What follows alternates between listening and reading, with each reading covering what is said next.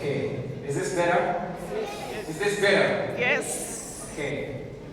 So, throwback Thursday. They've been asking me, when will you stop praying? When will you stop praising?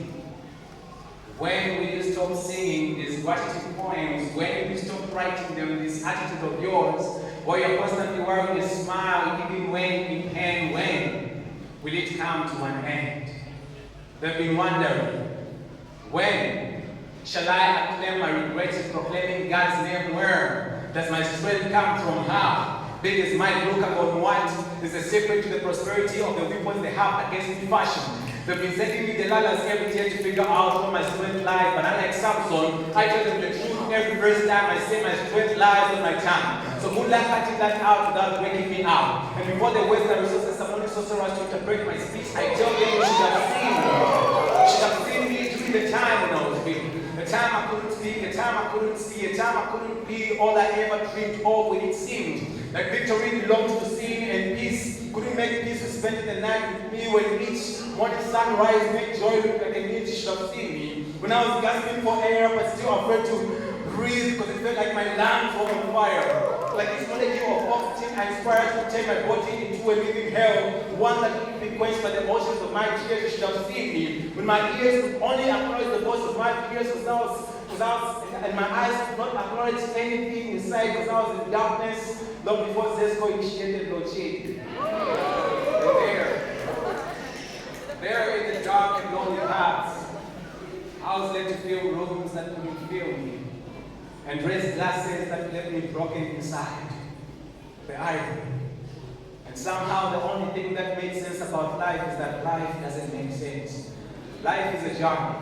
Well, I wish you took the ride with me, so you could see how every traffic light on my lane was always on red, because no matter how much efforts I exerted to forge ahead, no progress was made. Life is a puzzle, and there I was, the only piece that couldn't fit in. Life is a game, and maybe that kind of explains why the devil used mine for a playground, because I don't remember playing the game, but I remember losing friends, losing family, losing sense, set of mind questions. Even from questioning my existence to questioning God's existence, from questioning God's promises to questioning my understanding of Bible verses. You should have seen me. When anxiety visited my heart, overstayed its welcome and forgot its way back, lost all his contacts, suffered depression, who was just the call away, so he too came through, but he too forgot his way back. Now I have to give this to the rich one of my chambers, and honestly, they stayed much longer and much, much closer than any friend I ever had. But for one, who is closer than a brother, more loving than a father, and more caring than a mother. You see, he was there, and actually he's always been there. Through the welfare and the warfare, he's always been there. Through the starry-eyed spirits and in despair, he's always been there. If you can justify right now, say it with me. Through the starry-eyed spirits and in despair, he's always been there. Through the starry-eyed spirits and in despair, He's always been there. through the starry-eyed spirits and in despair, He's always been the there. hallelujah, praise the Lord moments and unanswered prayers. He's always been there. The mama I made in moments and all the failures. He's always been The there. fake friends and the one who wish you made earlier. He's always To been the there. butterflies and that it's not you, it's me, you deserve better. He is through every reason to believe and every reason to doubt your creator. I said through every reason to believe and every reason to doubt your creator. He's always been there. And he was there in mine. Watching the devil toy with my lungs like balloons, but never letting him pump the air loose. So when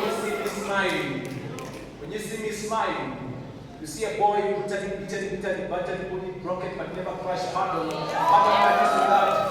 my disregard of punctuations of this one. Just the devil hit me so hard to get me in a coma, but forgot to add a full stop to my life, so I never stopped to press what I did today. And I thought the devil had me for a moment. When he had my hands shackled with chains and crippled my legs, but guess what? I landed knees first to the earth in a familiar position. It was a prayer position. So much of what the devil did was only to help me get back to where my help comes from. So no matter how deep the extent of the pit the devil drags me to is, I'll lick the ground that holds my foot, but I'll never lick the devil's boot. Because I've learned and I've heard, and I've witnessed through my circumstances that sometimes if salvation is what you really need to find, like Zacchaeus, you have to come down and let the one who exalts without exhaustion declare you worthy of the crown. So I'll let him. He who before my mind started entertaining the thought of giving up my life, gave up his life for mine, defeated death in his territory so that I and death should never intertwine. In case you missed it, my strength comes from the one who fixed my tongue in his place. So good luck until that out without waking him up. Actually, good luck sending him to sleep.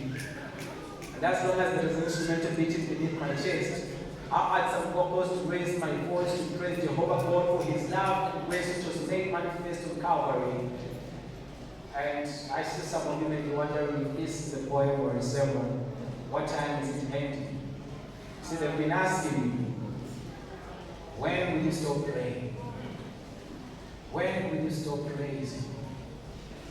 When will you stop singing these gratitude poems? When will you stop writing them, this attitude of yours, where you're constantly wearing a smile even when will it come to an end? And then I ask, when will you join me?